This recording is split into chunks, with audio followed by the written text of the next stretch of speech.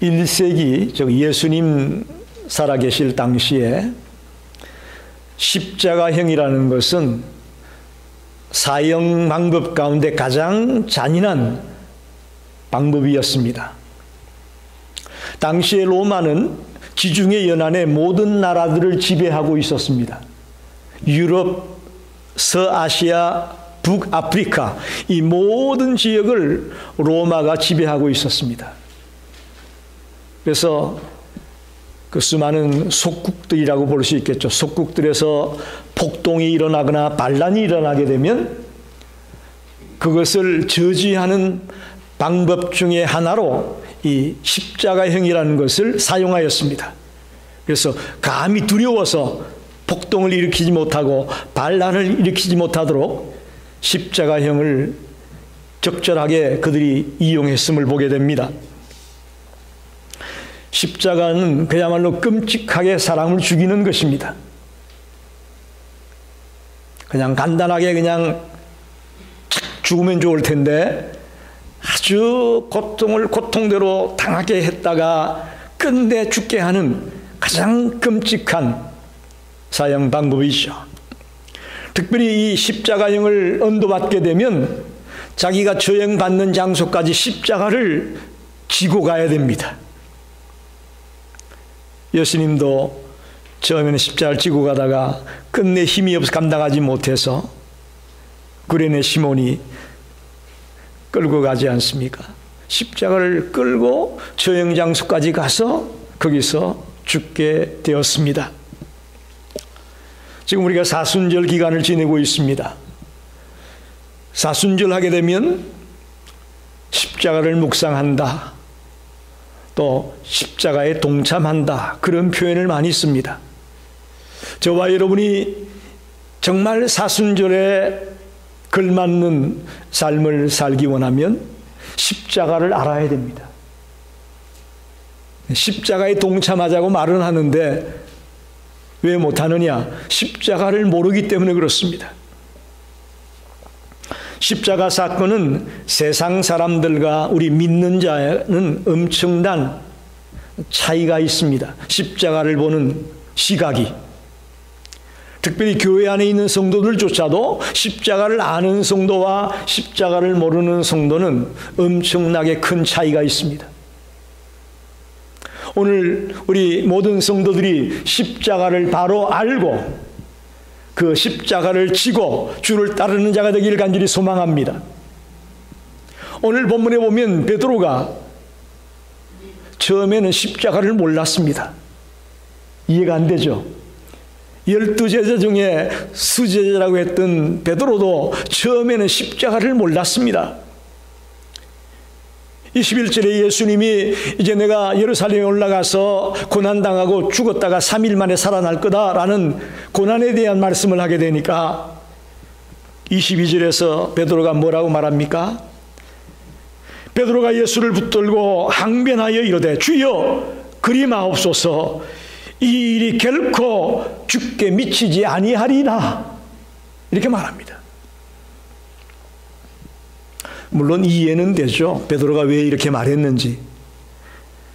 예수님을 향한 인간적인 그 열정이라고 할까요? 제자로서 스승이 고통당하는 것이 안쓰러워서 이렇게 표현했을 수 있을 것이라고 봅니다. 이건 대단한 열정이죠. 왜 주님이 그걸 몰랐겠어요? 그러나 주님이 하는 대답은 뭡니까?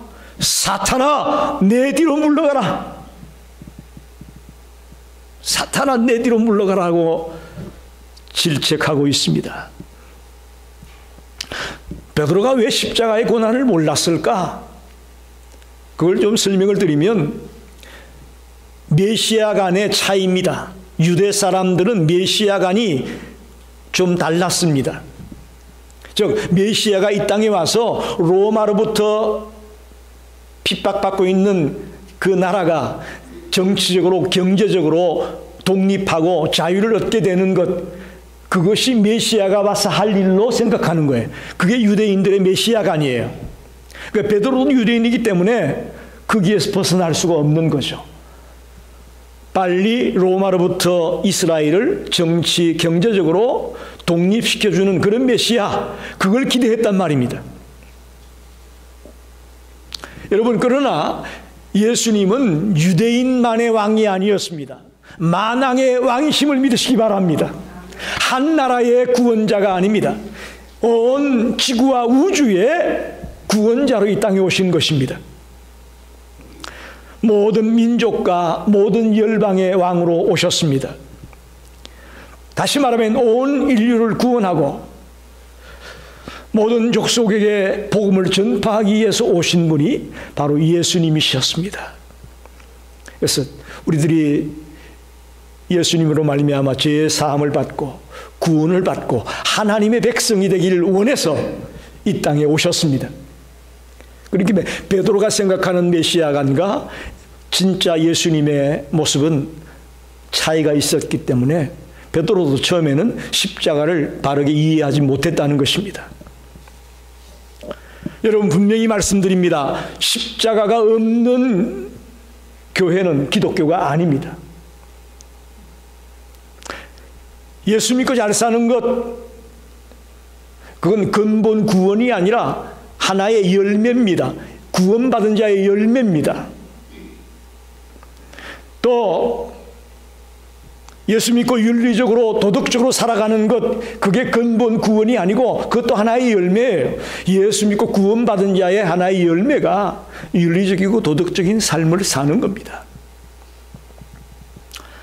여러분, 우리 주변에 보면 예수 없이도 잘 살고 있는 사람 많이 있습니다. 그렇죠? 저희 동네도 보면 예수 안 믿는데도 잘 사는 사람 많아요. 또 예수 안 믿지만 윤리적으로 도덕적으로 깨끗하게 사는 사람 많이 있습니다. 우리의 관심사는 무엇을 먹고 무엇을 입고 무엇을 마실 것인가가 관심사가 아니고 어떻게 하면 내가 하나님의 자녀가 될까? 할렐루야. 어떻게 하면 내가 하나님 나라에서 영생 복락을 누릴까? 그것이 저와 여러분의 관심사가 되기를 바랍니다. 그래서 예수님께서 오늘 본문 24절에 제자들에게 이렇게 말씀합니다. 누구든지 나를 따라오려거든 자기를 부인하고 자기 십자가를 지고 나를 따를 것이니라. 할렐루야. 이 유명한 말씀이 여기서 나오는 말씀입니다. 그리고 실제로 얼마 있다가 예수님은 스스로 십자가에 달려 죽으셨습니다. 말만 하신 게 아니에요. 자기를 부인하고 자기 십자가를 지고 나를 쫓아라고 말씀하면서 예수님이 스스로 십자가에 달려 돌아가셨습니다. 오늘 아침에는 예수님이 지신 십자가와 우리가 짊어져야 될 십자가가 무엇인지 생각하면서 은혜를 나누고 싶습니다. 첫째는 예수님이 지신 십자가를 생각해 보려고 합니다. 예수님은 십자가를 지고 골고다 언덕으로 올라가서 그곳에서 못 박혀 돌아가셨습니다. 예수님은 나무 십자가에 달렸습니다. 그죠? 나무 십자가를 짊어지고 올라갔고 나무 십자가에 달려 돌아가셨습니다. 그러나 예수님이 진 십자가의 무게는 그 나무 이상의 무게였다는 것을 여러분 기억하십시오. 어마어마한 무게의 십자가의 짐을 지고 그가 가셨습니다. 그게 뭘까요? 그 어마어마한 십자가의 무게가 어떤 것일까요? 세례 요한이 세례를 받으러 나오는 예수님을 보고 한 유명한 말씀이 있죠. 요한복음 1장 29절에 보라, 세상 죄를 지고 가는 하나님의 어린 양이로다. 세상 죄를 지고 가는 하나님의 어린 양이로다.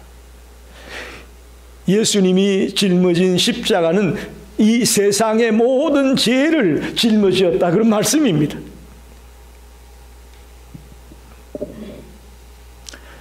여러분, 한 사람의 죄도 아니고 이 땅에 있는 모든 사람들의 죄를 짊어진 아주 무거운 십자가가 예수님이 지신 십자가였음을 기억하십시오. 그는 유대인의 죄뿐 아니라 헬라인, 로마인, 사마리아인 아프리카 사람, 미국 사람, 일본 사람, 한국 사람, 중국 사람 등 이 땅에 있는 모든 백성들의 죄를 짊어지고 가셨습니다.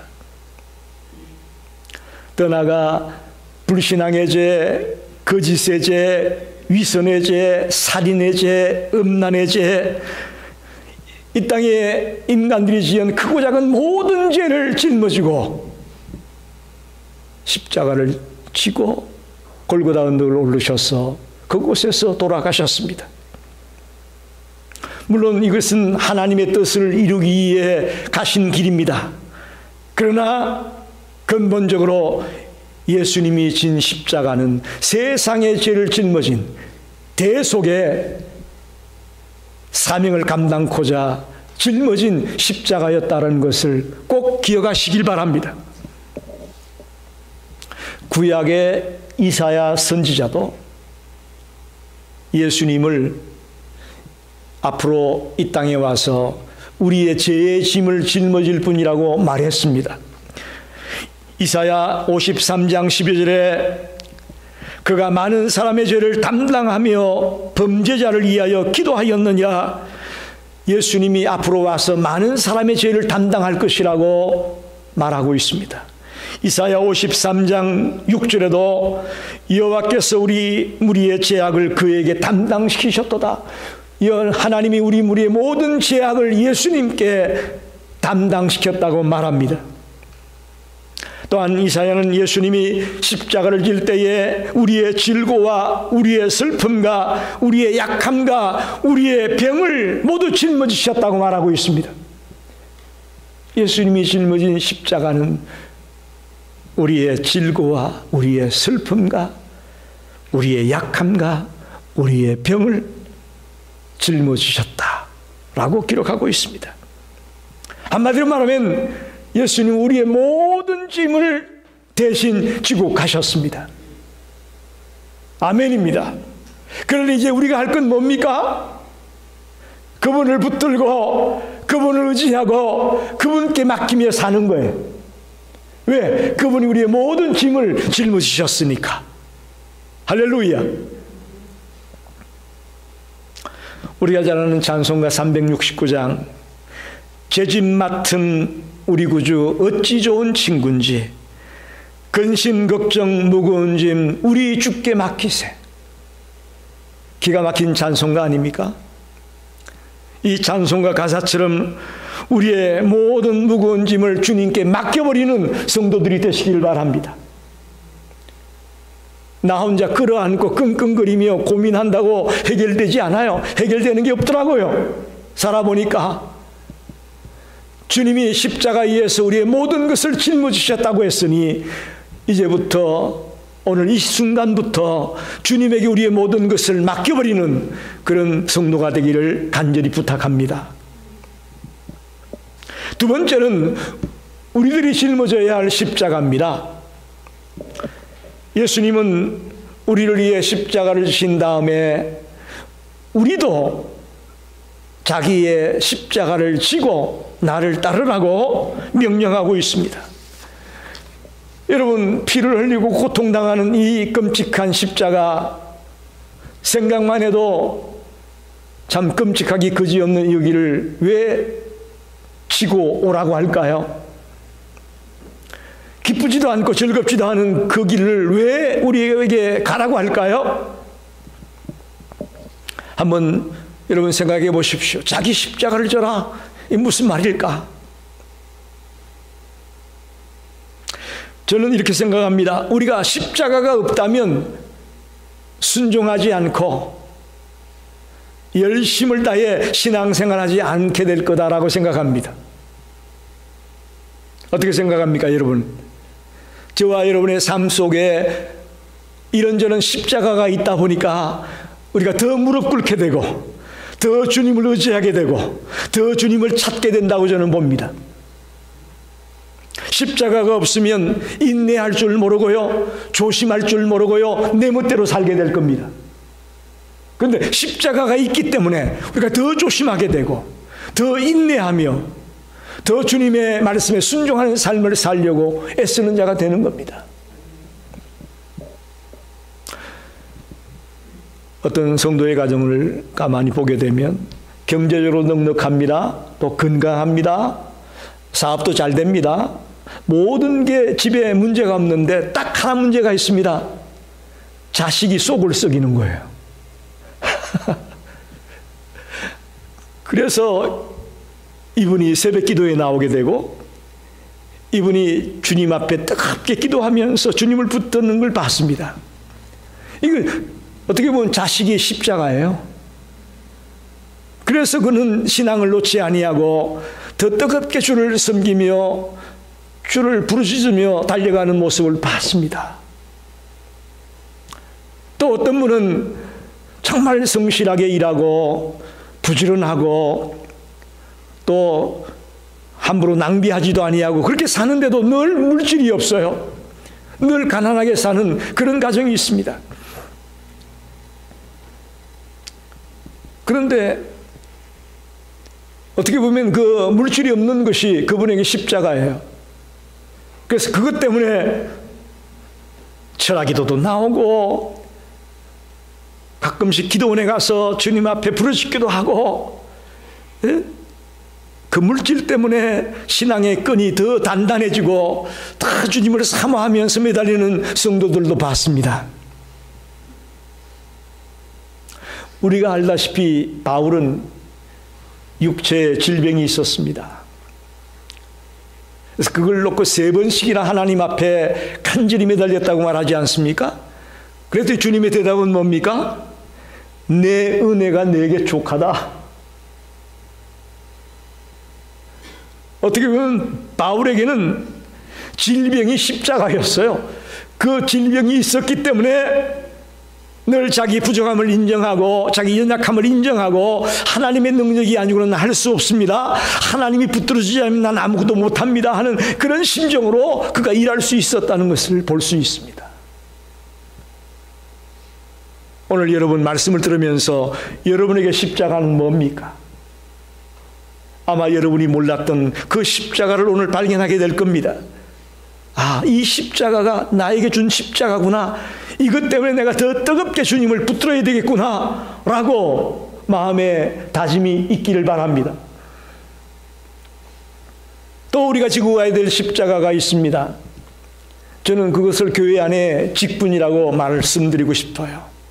교회는 실령직이 있고 행정직이 있죠. 실령직이라는 것은 목사, 사모, 장로, 권사, 집사 이런 직들을 실령직이라고 말합니다. 행정직은 기획위원, 남녀선교회 회장, 찬양대원, 속장 이런 것들이 행정직에 해당이 되는 것입니다.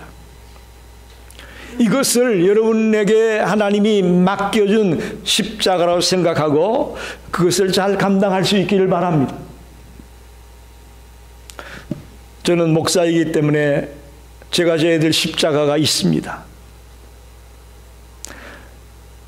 감사하게도 지금까지 오랜 세월 목회하면서 주일날 아파서 설교를 못한 적은 없었어요.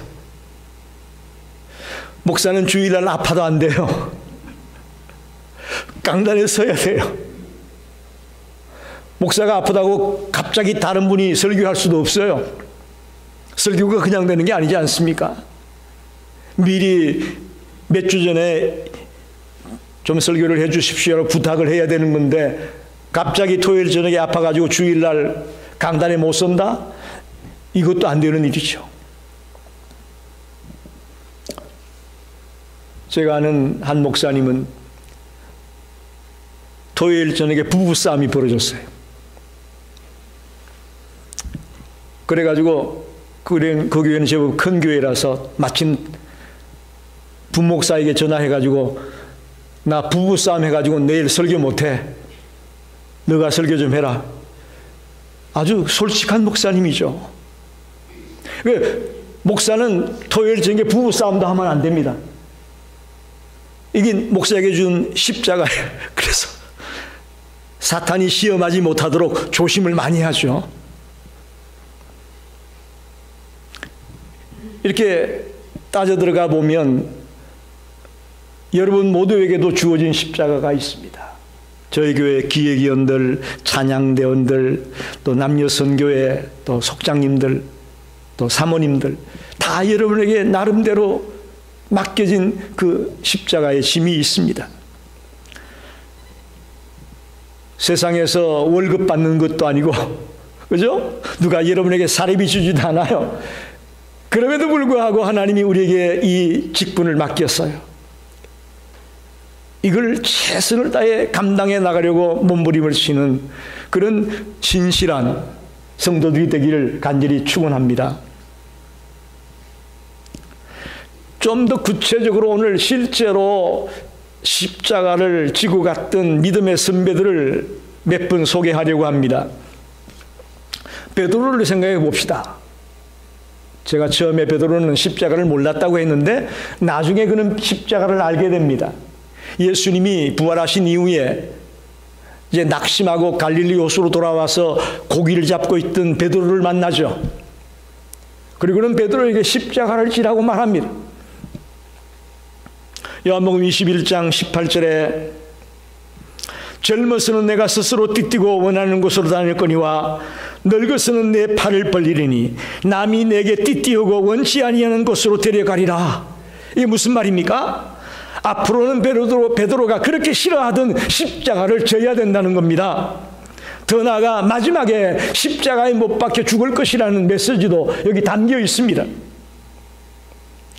더 나아가 앞으로 많은 사람들의 약함과 슬픔과 고난을 대신 짊어지는 삶을 살아가게 될 것을 말한 것입니다. 제가 앞에 설명드렸던 자기 십자가, 가정의 문제, 또 개인적인 문제, 직분의 문제, 이런 것들이 내가 짊어져야 될 십자가 중에 하나였다면 이 베드로와 같은 사람들은 이제 다른 사람의 짐을 짊어지는 것도 십자가에 해당이 됨을 보여주고 있습니다. 사도 바울도 마찬가지입니다. 사도 바울도 십자가를 짊어지고 다니며 살았습니다. 고린도후서 4장 10절에 우리가 항상 예수의 죽음을 몸에 짊어짐은 그랬어요. 항상 예수의 죽음을 몸에 짊어지고 다녔다. 즉 십자가를 짊어지고 다녔다는 말입니다. 특별히 바울은 아시아에 있는 나라들 또 유럽에 있는 곳까지 복음을 전했던 사람입니다.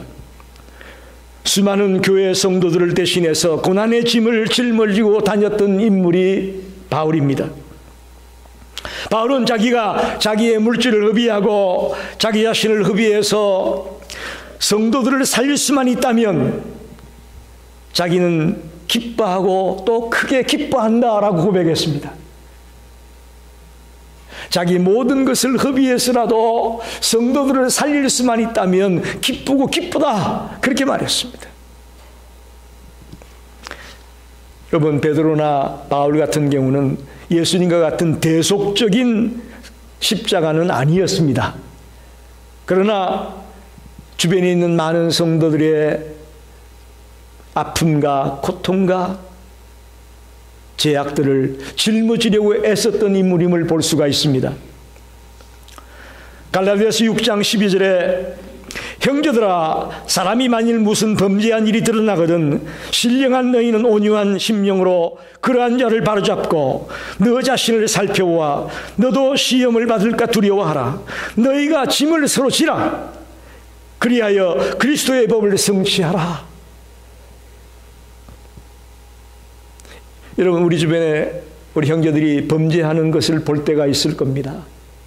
그때 여러분은 어떡합니까? 정죄하고 막 다른 사람에게 일러 바치고 혹시 그러지는 않습니까? 갈라디아서에서 바울이 말하고 있는 것은 그것이 아닙니다. 다른 형제가 죄를 범하면 그걸 냉소하지 말고 내 지체가 그렇게 한 줄 알고 수치와 피해를 내가 감수해야 되겠다는 그런 심정을 가지고 그 사람들을 회복시키고 그 사람들을 다시 일으킬 수 있는 일에 포커스를 맞추라고 말하고 있습니다. 이것도 어떻게 보면 십자가입니다. 초대교회, 우리 한국의 초대교회 목사님 중에 손양은 목사님 아시죠?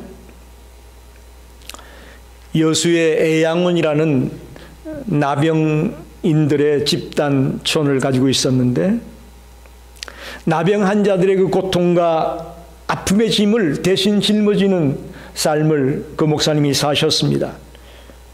그래서 수많은 나병 환자들을 살리고 그들에게 기쁨과 소망을 안겨주는 그런 사역을 했습니다. 그야말로 엄청난 십자가를 그분이 지셨습니다. 그런데 그분이 자기 사랑하는 두 아들을 잃었습니다. 여순 반란 사건 때 사랑하는 두 아들이 폭도에 의해 죽습니다. 그때 이 공산 폭도의 정오와 저주의 짐을 대신 짊어지십니다. 그 자기 아들을 죽인 공산 폭도를 자기 양아들로 받아들입니다. 그리고는 그에게 용서와 사랑의 삶이 어떤 것인가를 새롭게 가르쳐 줍니다. 도저히 우리의 생각과 우리의 머리로는 이해가 안 되고 받아들이기 어려운 일인데 이 손양은 목사님이 그렇게 하셨습니다. 십자가를 지셨습니다. 말씀을 정리합니다. 지금 우리가 이 사회와 우리들의 가정을 살릴 수 있는 길이 뭐냐? 곰곰이 생각해 보니 십자가를 지는 것입니다. 자기 십자가를 지는 길이 우리의 가정을 살리고 우리가 살고 있는 이 사회를 살리는 길임을 믿습니다. 십자가가 없으면 순종하지 아니하고 교만하고 인내할 줄 모른다고 말씀을 드렸는데, 내게 주어진 십자가, 내 삶의 바운더리 안에 주어진 십자가가 있습니다.